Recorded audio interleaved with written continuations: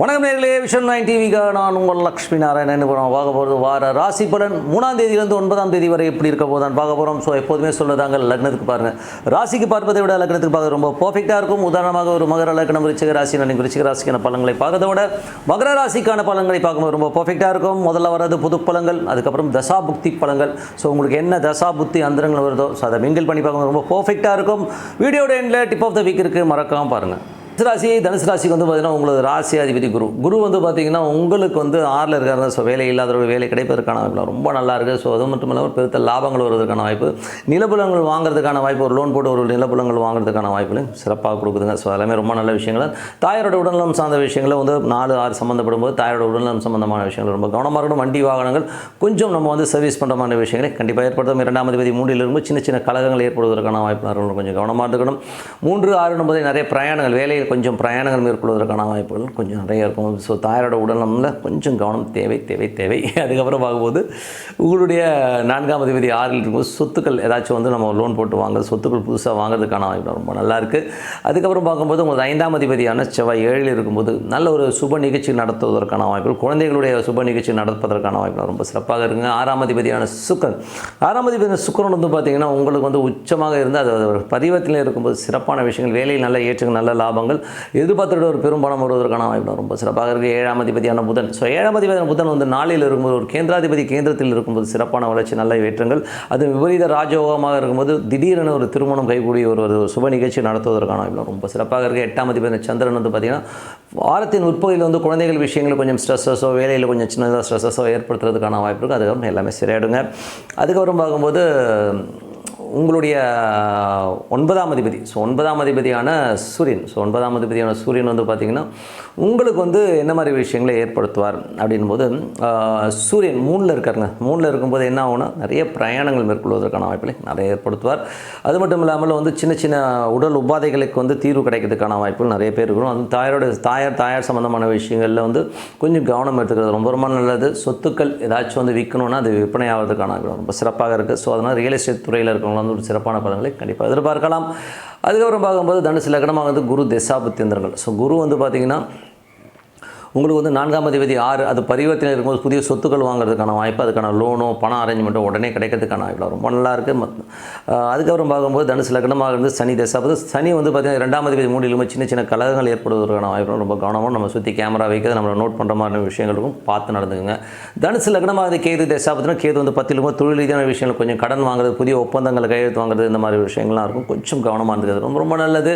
ஏன்னா வந்து இதனால் வந்து அந்த ஒப்பந்தங்களில் வந்து ஒரு ட்ராப் இருக்கும். ஸோ ரொம்ப கவனம் தேவை. அதுக்கப்புறம் பார்க்கும்போது தனுசு லக்னம் வந்து சுக்கிர தசாபதி, சுக்கிரன் வந்து சிறப்பான பலன்களை கொடுத்துருவார். அதுவும் உச்சமாக 4ல் இருக்கும்போது 4லேருந்து 6 ஆகும்போது வேலையில் நல்ல ஏற்றங்கள், நல்ல லாபங்கள், ஒரு பெரிய முன்னேற்றங்கள் வருவதற்கான ரொம்ப சிறப்பாக இருக்குங்க. ஸோ இதுவெல்லாம் ஒரு கால்குலேஷன், இந்த கால்குலேஷனில் வந்து நீங்கள் கரெக்டாக நோட் பண்ணி வச்சுட்டு போனீங்கன்னா எல்லாமே சிறப்பாக இருக்குங்க. அதாவது வந்து இறைவனை வந்து பிரார்த்தனை பண்ணும்போது கண்டிப்பாக நம்ம அடுத்த லெவல் போகிறதுக்கான வாய்ப்புலாம் சூப்பராக இருக்கும். ஏன்னா வந்து 3 வேளை சாப்பாடு, ஒரு வேளை தூக்கம் எப்படி அவசியமோ அதனால் பிரார்த்தனை ரொம்ப அவசியம். ஸோ இப்போ பார்க்க போகிறது tip of the week. So tip of the வீக்கில் வந்து நம்ம பார்க்க போகிறது யோகம், மகா யோகம். அது நாங்கள் யோகமோ மகா யோகமோ மாற்றுறது எப்படி அப்படிங்கிறது தான். ஸோ இதில் வந்து என்னென்னா, இது நான் எதுக்கு சொல்கிறேன்னா, யோகங்கிறது வந்து எல்லாருக்குமே வருங்க. ஸோ ஒரு எல்லா மனிதராக பிறந்த எல்லோருக்குமே வரும். அது நம்ம எப்படி மகா யோகமாக கன்வெர்ட் பண்ணிக்கிறதுங்கிறது தான் வந்து இதில் ஒரு புத்திசாலித்தனம். இதில் வந்து எப்படி சொல்கிறேன்னா, ஒரு நல்ல காலகட்டம் வருதுன்னு வைங்களேன், யோகா காலகட்டங்கள் வரும்போது நம்ம அதை கரெக்டாக யூஸ் பண்ணிக்கணுங்கிறது தான் உண்மையான விஷயம். ஸோ அதை யூஸ் பண்ணிக்கிறதுக்கு என்ன பண்ணணுமோ, வி திங்க் பிக்னு சொல்லுவாங்க. திங்க் பிக்னா ஒரு பெரிய இலக்கை நோக்கி நம்ம ஓடுறதுங்கிறது நம்ம வந்து வச்சுக்கணும். அந்த மாதிரி இலக்கை வச்சுட்டு இப்போ ஒருத்தருக்கு வந்து ஒரு சுக்கிர திசை வருது. நிறைய பேருக்கு வந்து நான் பார்த்துருக்கேன், சுக்கிர திசை வந்து நல்ல யோகமாக ஒரு 20 வருஷம் திசை இருக்கும்.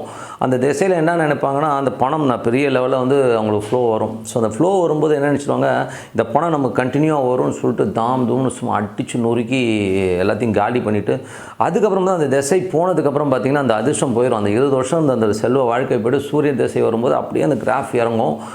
அப்போது அவங்க ரொம்ப ஃபீல் பண்ணுவாங்க, நான் இப்படிலாம் இருந்தேன், பட் நான் சேஃப்டி பண்ணியிருக்கலாம் அப்படிங்கிறலாம். இப்போ எனக்கே எடுத்துக்கிட்டிங்கன்னா, நான் பிஸ்னஸில் இருக்கும்போது பார்த்திங்கன்னா நான் கொஞ்சம் அகலக்கால் வச்சேன் நான். ஸோ அகலக்கால் வைக்கும்போது நான் இப்போ யோசிக்கிறேன், நான் அந்த அகலக்கால் வைக்காமல் நான் கொஞ்சம் வந்து சுதாகரிப்பாக இருந்ததுன்னா இன்றைக்கி வந்து ஒரு 2-3 கோடி ரூபா சம்பாதிச்சிருக்கலாம் வேறு விதமாக அப்படிங்கிறது வந்து எனக்கு தெரியுது. பட் இந்த அறிவு முதிர்ச்சி அப்போ இல்லை. ஏன்னா அந்த யோகத்தை அப்போ நான் வந்து மகா யோகமாக மாற்றிருக்க முடியும். உதாரணமாக சொல்கிறேனே, நான் வந்து அகல காலம் போது ஒரு பிஸ்னஸில் வந்து நம்ம ரொம்ப பெருசாக போகணும் சொல்லி நிறைய கடன்கள் வாங்கி ரொட்டேஷன்ஸ்லாம் பண்ணுவேன் நான். ஆனால் அந்த ரிஸ்க்குங்கிறது வந்து எனக்கு தெரியல. எனக்கு ரொம்ப சின்ன வயசு, ஆனால் ஒரு 17 வயசுலேருந்து ஸ்டார்ட் ஆகி ஒரு 27-28 வயசுக்குள்ளே இந்த ஒரு கேம் ஆடினேன்.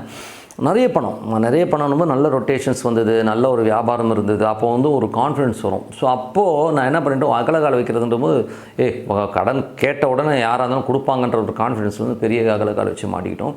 பட் அன்றைக்கி மட்டும் நான் அந்த அகலக்கால் வைக்காமல் கொஞ்சம் இருக்கிறதே இருந்துக்கிட்டு வேறு விதமாக போயிருந்தேன்னு வைங்களேன், இன்றைக்கி வந்து என்கிட்ட வந்து ஒரு 4 to 5 crores கண்டிப்பாக இருக்கும். அதான் யோகம் அப்போ மகா யோகமாக மாற்றிருக்கும். நான் அந்த யோகத்தை வந்து நான் மகா யோகமாக மாற்றிக்கல, விட்டுட்டேன். ஓகேங்களா? ஸோ நீங்கள் வந்து ஒரு நல்ல ஒரு காலகட்டங்கள் யோகங்கள் வரும்பொழுது நம்ம என்ன பண்ணணும்னா அதை வந்து கரெக்டாக ஒரே இடத்துல. இப்போ ஒரு சில பேர் வந்து வியாபாரத்தில் வந்து ஒரு பெரிய காசு வருதுன்னு வைங்களேன், அதிலே திருப்பி போட்டுக்கிட்டே இருப்பாங்க. ஆனால் கடைசியில் வந்து பார்த்திங்கன்னா ஒரு பாயிண்டில் வந்து பார்த்திங்கன்னா ஒன்றுமே இல்லாமல் போயிடும். ஸோ வியாபாரமும் போயிடும். அதுக்கப்புறம் பார்த்தா ஐயோ ஒன்றுமே இல்லை. ஆனால் சில பேர் வந்து பார்த்திங்கன்னா ஒன்றுமே இருக்காது, ஆனால் சின்னதாக அழகாக சேவிங்ஸ் பண்ணுவோம். உதாரணம் சொல்ல போனால் எனக்கு தெரிஞ்ச ஒருத்தர் பார்த்திங்கன்னா வியாபாரம் ரொம்ப சின்ன வியாபாரம் தான் பண்ணுவார். அவர் அந்த வியாபாரம் மட்டும்தான் பண்ணுவார். மற்றபடி அந்த வியாபார எக்ஸ்டென்ஷன்ஸ் கூட ரொம்ப பெருசாக பண்ணியிருக்க மாட்டார். ஆனால் அவர் என்ன பண்ணுவார்னா வர காசெல்லாம் வந்து ஸ்ப்ளிட் அப் பண்ணி வச்சுருப்பார். ஒரு பெரிய ஷேர் ஒன்று வாங்குவார். அதே நேரத்தில் வந்து லேண்டை கொஞ்சம் போட்டுட்டு வருவார். ஸோ இந்த மாதிரி மல்டிப்புளாக வந்து இன்வெஸ்ட்மெண்ட் பண்ணிட்டு வந்தாருங்க. வெறும் இந்த மாதிரி விஷயம் மட்டும் கிட்டத்தட்ட வந்து அவர் வந்து இன்றைக்கி அவர் மாத சம்பளமே பார்த்தீங்கன்னா அப்போல்லாம் வந்து 3000 ரூபா வாங்கிட்டு இருந்த ஒரு ஆள், இன்றைக்கி அவர் கையில் வந்து ஒரு 10 crores மேலே இருக்குங்க. யோசிச்சு பாருங்கள் எவ்வளோ. அவர் தான் அதான் யோகத்தை மகா யோகமாக இருக்குன்னா வர காசை வந்து கரெக்டாக யூட்டிலைஸ் பண்ணி நம்ம கொண்டு போனால் அதுக்கு நம்ம திங்கிங்கை மாற்றிக்கணும். நம்ம பெருசாக வரணுங்கிற ஒரு திங்கிங் வேணும், சேஃபாக ப்ளே பண்ணுங்கிற ஒரு திங்கிங் கண்டிப்பாக இருக்கணுங்க.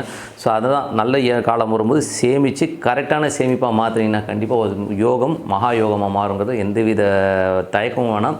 ஸோ பிளான் பண்ணுங்கள். ஒரே விஷயத்தில் இன்வெஸ்ட் பண்ணாதீங்க. யோகத்தை மகா யோகம் மாத்திரம் வேறு விதத்தில் வந்து ஒரு லேண்டில் வாங்கி போடுறதோ, ஒரு சின்ன விஷயங்கள் வந்து சின்ன லேண்டாக வாங்கி போட்டிங்கன்னா ஒரு காலகட்டத்தை திரும்பி பார்க்கும்போது பல கோடிகளாக இருக்குன்றது தான் உண்மையான விஷயம். ஸோ யோகம் வரும்போது பிடிச்சிக்கங்க. இந்த யோகம் கண்டினியூவாக வரும்னு சொல்லிட்டு தாம் செலவு பண்ணிட்டு மாட்டிக்காதீங்கிறது தான் உண்மையான விஷயம். என்னை பொறுத்தவரை எல்லாமே வந்து யோகமும் மகா யோகமும் நம்மளாக வந்து க்ரியேட் பண்ணிக்க தான்.